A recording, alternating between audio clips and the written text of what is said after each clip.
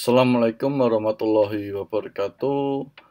Selamat berjumpa lagi di channel Belajar Hukum. Nah, Belajar Hukum kali ini mau sharing atau mencoba diskusi ya tentang hal yang agak berbeda dari pembahasan-pembahasan sebelumnya. Kalau di pembahasan-pembahasan sebelumnya kita ngomong tentang hukum, sekarang kita agak sedikit bergeser terkait dengan bisnis ya. Banyak kan kita baru-baru ini atau akhir-akhir ini diberitakan melalui media itu informasi bahwa produk-produk asing yang datang ke UKM atau yang datang ke marketplace atau e-commerce itu dianggap curang. Nah, tapi sebenarnya benar nggak sih marketplace atau e-commerce itu benar-benar curang? Nah, sebenarnya saya masih akan membahas tentang itu atau mencoba mengeksplor lebih dalam marketplace atau e-commerce itu benar curang nggak sih? Nah, atau ini curang definisinya seperti apa? Curang menurut siapa? Atau curang apa kriterianya? Nah, kita nanti mau coba dalami seperti itu ya, supaya kita mudah-mudahan bisa mendapatkan insight atau wawasan tentang UKM maupun tentang marketplace ya. Kita masuk ke materi. Nah, kita pertama tentukan dulu kesepakatan definisi dari marketplace ya. Kalau menurut saya marketplace itu adalah tempat bertemunya penjual dan pembeli secara online atau gampangnya adalah pasar online. Kalau zaman dulu sebelum marak internet, orang datang ke pasar untuk membeli suatu barang, entah itu sayur, entah itu makanan, entah itu mainan atau produk-produk yang lain.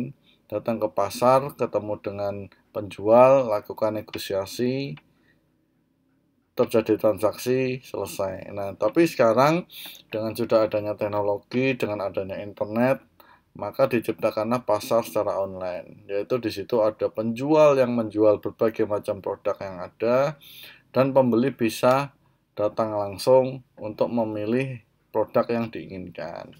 Nah, kemudian keunggulan marketplace itu apa? Nah, kalau menurut saya yang pertama adalah transparansi atau transparan ya. Dia tidak menyembunyikan suatu harga, tidak menyembunyikan mekanisme transaksi dan sebagainya. Produknya dipampang melalui foto, dengan, atau mungkin ada videonya juga, terus kemudian harganya juga dipampang dengan jelas. Terus keunggulan fiturnya juga dideskripsikan dan sebagainya.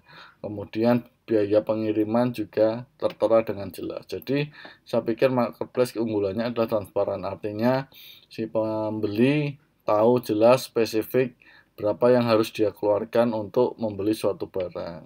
Ya. Nah, yang kedua adalah keunggulannya mudah dalam membandingkan produk.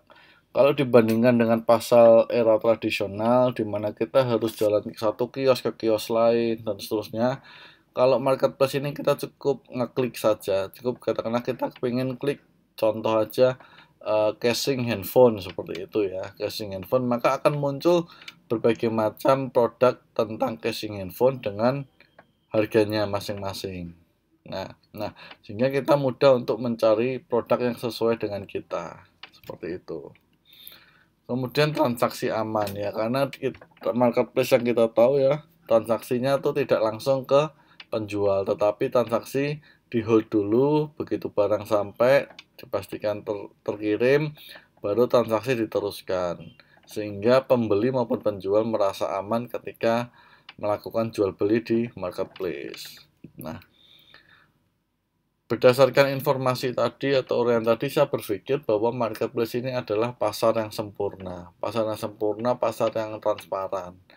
Nah, sehingga pasar ini benar-benar full kompetisi, menurut saya itu kompetisinya benar-benar sangat sempurna ya.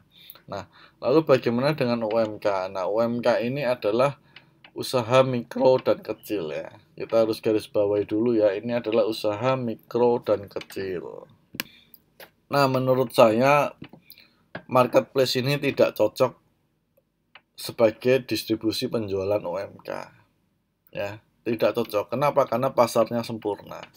Nah, apa alasannya? Yang pertama adalah produk UMK itu mayoritas yang saya tahu adalah produk end user atau gampang ditiru. Nah, contoh ya, banyak produk contoh sepatu, sandal, fashion, jilbab, kemudian jam tangan, topi, tas, dan sebagainya. Itu rata-rata produk yang mudah ditiru. Selain mudah ditiru, di model bisnis saat ini kan juga ada yang namanya dropship, yang ada juga namanya reseller, ya. Artinya orang bisa dengan mudah mengcopy paste gambar atau produk dari orang lain, kemudian menirunya. Nah, ini tidak cocok untuk UMK ya. Yang kenapa tidak cocok untuk UMK? Karena ini nanti kita lanjut ya. Yang kedua adalah belum adanya brand yang kuat. Artinya UMK ini mayoritas adalah perusahaan-perusahaan yang mungkin home industry atau mungkin skalanya yang kecil. Nah, terus kemudian modalnya juga terbatas. Nah, yang penting adalah ini, orang datang ke marketplace itu untuk membandingkan harga suatu produk, ya. Rata-rata seperti itu. Begitu pula pun dengan saya. Saya katakanlah mau beli casing handphone, saya tinggal masuk ke suatu marketplace, saya ketik casing handphone, muncul berbagai macam jenis casing handphone. Katakanlah muncul satu jenis casing handphone yang saya sukai gitu. Saya tinggal klik, kemudian akan muncul juga produk yang sangat serupa, bahkan mirip, dengan harga berbeda-beda. Nah, ini yang membuat UMK itu menjadi tidak cocok di marketplace. Kenapa? Karena marketplace dengan model seperti itu, atau orang yang memiliki katakanlah modal yang besar, atau mempunyai cost efisiensi yang tinggi, teknologi yang tinggi dalam melakukan atau membuat satu produk, itu akan lebih menang. Contohnya seperti ini. Anda katakanlah buat produk sandal, katakanlah seperti itu. Anda buat produk sandal, harganya katakanlah Anda jual di pasaran 100.000. Nah, ternyata produk itu laku nih katakanlah. Nah, kemudian ada orang dengan punya modal besar dan memiliki teknologi produksi yang lebih cepat daripada Anda berproduksi. Ya, karena Anda adalah UMK, usaha mikro dan kecil, artinya Anda masih menggunakan teknologi yang mungkin masih sederhana. Nah, tapi ini pemodal besar nih. Dia punya duit banyak, dia punya teknologi lebih cepat dan lebih canggih. Dia tinggal ambil aja tuh gambar sandal Anda, copy paste, atau dia coba beli satu, karena sudah melihat pasarnya laku, dia akan jiplak itu. Katakanlah dia akan jiplak, kemudian dia buat massal dengan harga yang jauh lebih rendah dari harga Anda. Dipasarkanlah di marketplace. Produknya mirip, tapi harganya jauh lebih rendah. Kenapa bisa jauh lebih rendah? Karena dia punya satu modal yang besar untuk beli investasi alat-alat. Yang kedua, dia modal besar juga untuk biaya promosi lebih lebih bisa mengeksplor promosinya. Yang ketiga, faktor penggunaan teknologi yang lebih cepat dalam memproduksi sandal tadi. Sehingga dari sisi jumlah Anda sudah kalah, dari sisi harga Anda jauh lebih mahal. Nah, datanglah orang ke marketplace, ngeklik katakanlah sandal, muncul produk Anda dengan harga 100.000 dan produk tadi orang yang punya modal dan teknologi tinggi itu dengan harga katakanlah separuhnya 50.000. Maka orang di marketplace akan cenderung membeli harga sandal yang sama mirip dengan harga yang lebih murah. Nah, itulah kenapa marketplace tidak cocok menurut saya untuk UMK ya. Karena tadi di sana orang bisa tinggal copy paste, banting-bantingan harga, tinggal kuat-kuatan modal dan sebagainya tanpa mampu ada perlindungan bagi UMK. Nah, itulah tadi kenapa saya bilang marketplace pasar yang sempurna, di mana dia harus benar-benar bertarung untuk harga yang istilahnya bunuh-bunuhan lah, yang sadis seperti itu. Nah, itu yang menurut saya UMK kurang cocok kalau kita distribusinya di marketplace. Nah, lalu bagaimana solusinya?